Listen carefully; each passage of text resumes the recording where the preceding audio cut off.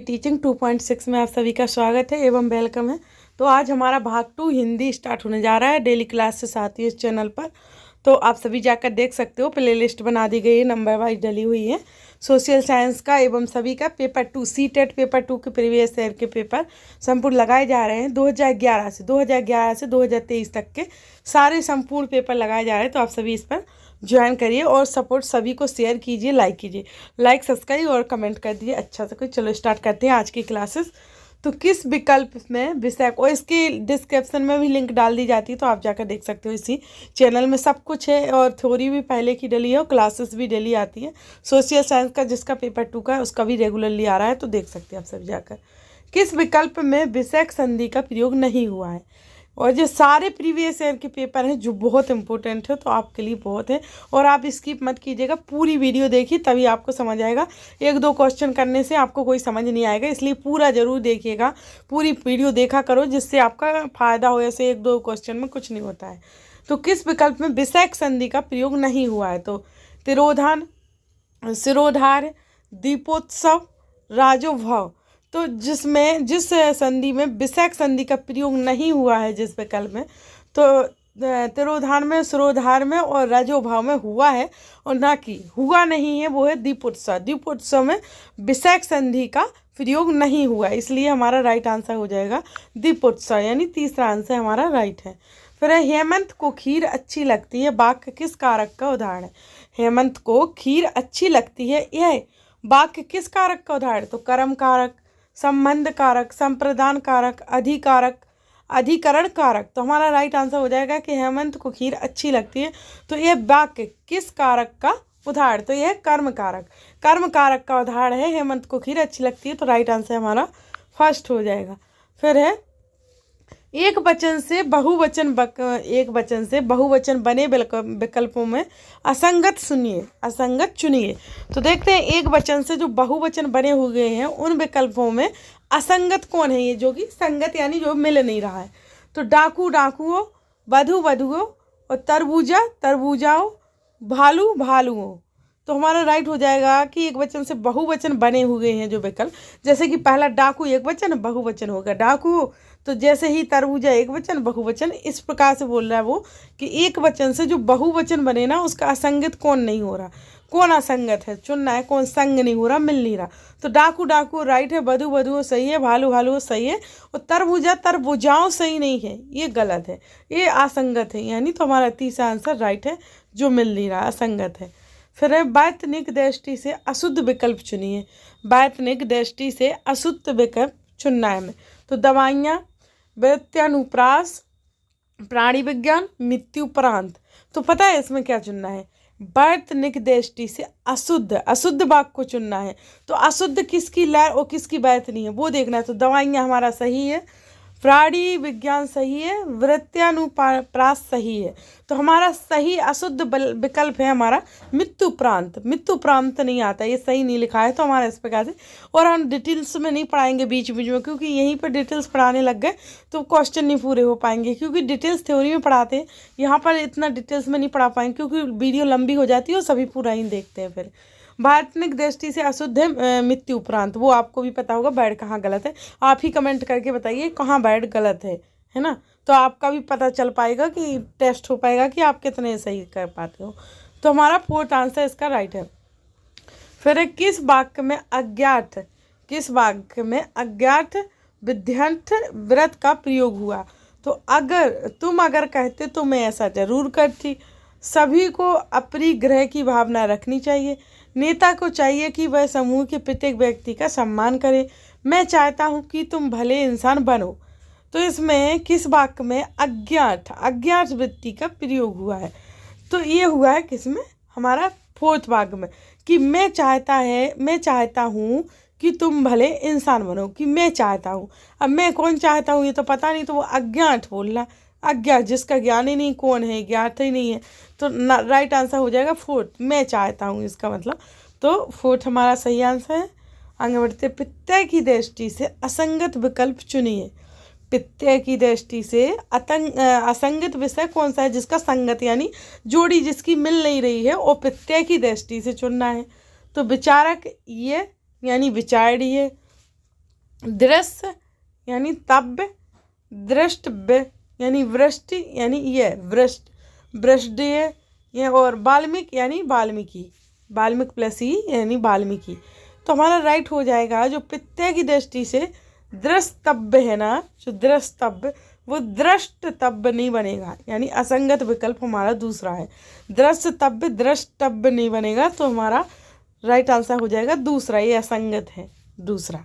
फिर है किस विकल्प में द्वंद्व समाज का उदाहरण नहीं है? किस विकल्प में द्वंद्व समाज का उदाहरण नहीं है? सामान्य सॉरी समास। तो भक्ष्य भक्ष, भक्ष्य भक्ष, कृष्णार्जुन एवं रुद्रप्रिया, उचितानुचित, उचितानुचित। तो हमारा राइट हो जाएगा कि उदाहरण नहीं है, मतलब वो पूछ रहा है कि द्वंद्व समाज का उदाहरण नहीं है, तो कौन नहीं है?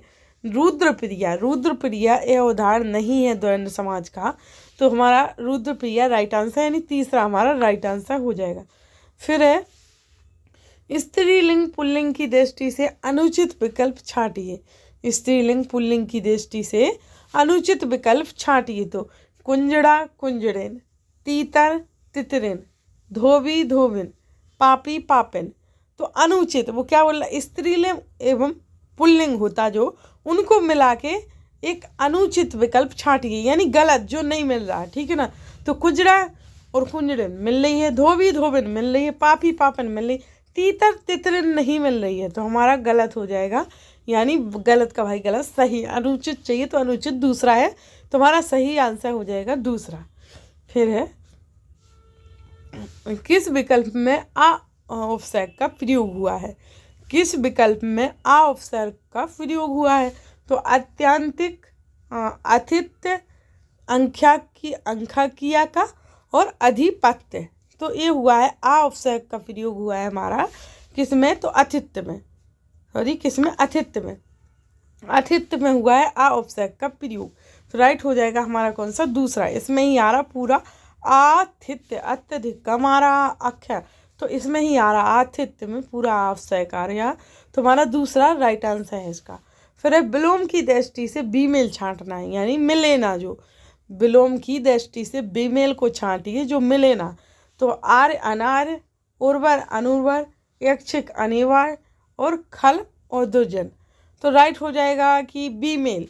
तो आर्य अनार्य मिल रहा है, उवर अनुवर मिल रहा है, यक्षिक अनिवार्य मिल रहा है, तो मिल को नहीं रहा है, जो बीमेल है वो है चौथा हमारा खल और दुर्जन। खल दुर्जन का कोई संपर्क नहीं है, तो ये दोनों अलग अलग वर्ड है, इसलिए यही गलत का भाई गलत, सही हमारा फोर्थ है। फिर है पर्यायवाची की दृष्टि से असंगत विकल्प को चुनिए। जो पर्यायवाची की दृष्टि से असंगत विकल्प है वो कौन सा है?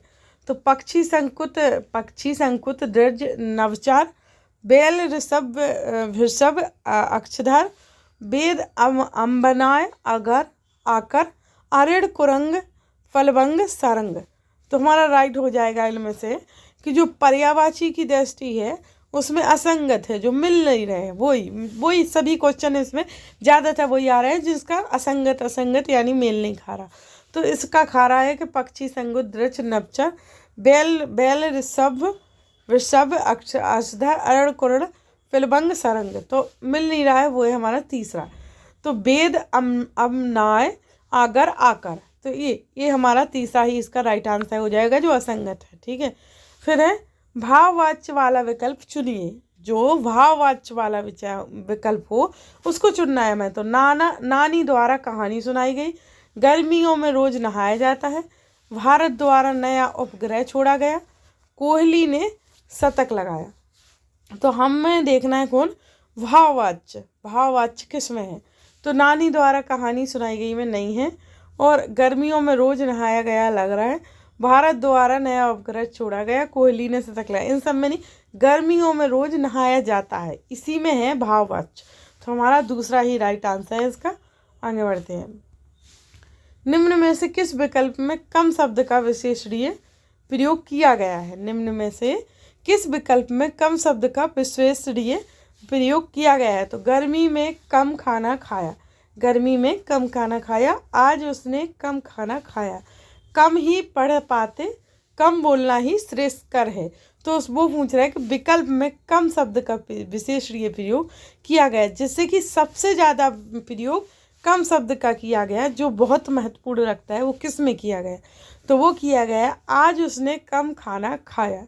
इसमें ज़्यादातर मेल खा रहा कि कम किस में प्रयोग किया गया, तो विशेषकर इसी में किया गया कि आज उसने कम खाना खाया। तो राइट आंसर हमारा दूसरा है। फिर है किस वाक्य में निपात का प्रयोग हुआ? किस वाक्य में निपात का प्रयोग हुआ है? तो राम और श्याम दिन भर वो खेल रहे हैं, कविता आज दिल्ली जा रही है, तुम आज दिन भर सोते ही रहोगे, मेरी भारी भूल थी जो उसके बहकावे में आ गया। तो निपात का प्रयोग हुआ है हमारा कि तीसरे में तुम आज दिन भर सोते ही रहोगे। तो इसमें हमारा निपात का प्रयोग हुआ है। तो राइट आंसर है हमारा तीसरा। फिर दुर्घटना क्यों और कैसे हुई? दुर्घटना क्यों एवं कैसे हुई?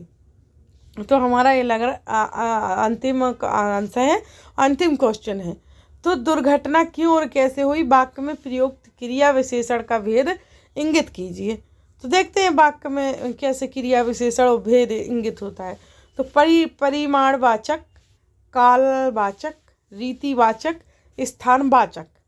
तो हमारा दुर्घटना क्यों और कैसे हुई वाक्य में प्रयुक्त हो रहा है, जो कि क्रिया विशेषण का भेद इंगित करना है। तो उसमें आ रहा है रीतिवाचक भेद इंगित हो रहा है। तो राइट आंसर हमारा हो जाएगा रीतिवाचक। दुर्घटना क्यों और कैसे हुई में क्रिया विशेषण यही है जो भेद की ओर इंगित कर रहा है। तो राइट आंसर रीतिवाचक है।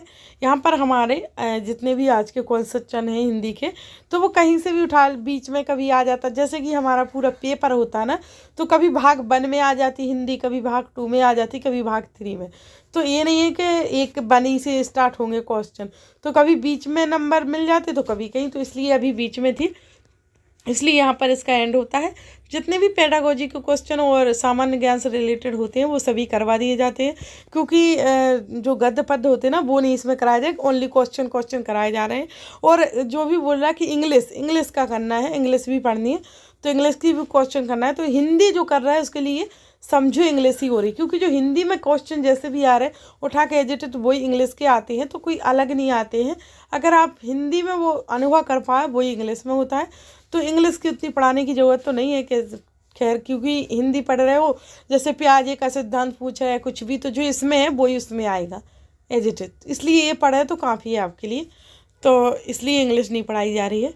थैंक यू दोस्तों, आज की क्लासेस यहीं होती है समाप्त। कल की कल डाली जाएगी, डेली क्लासेस आती हैं और सभी डेली देखिए, बहुत इंपॉर्टेंट क्लासेस हैं आपके लिए, क्योंकि एग्ज़ाम बहुत नज़दीक आ गया है। 21 तारीख को, ज़्यादा टाइम भी नहीं बचा है।